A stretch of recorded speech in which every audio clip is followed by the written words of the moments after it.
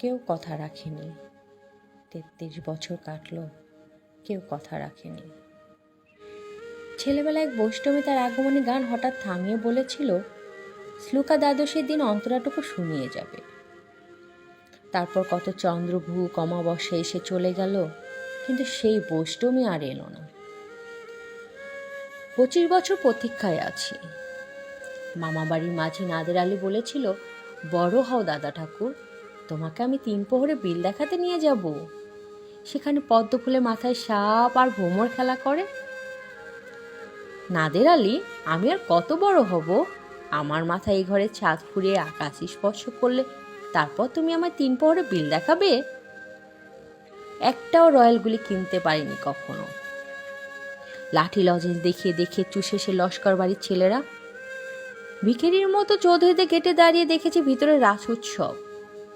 অবিরল রঙে ধারার মধ্যে সুবর্ণ কঙ্কণ পরা ফর্সা রমণীরা কত রকমের আমাদের হেসেছে, আমাদিকে ফিরেও চায়নি।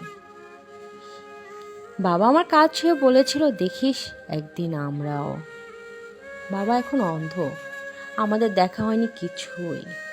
সেই রয়্যালগুলি, সেই লাঠি লজেন্স, সেই রাস উৎসব আমায় কেউ ফিরিয়ে দেবে না।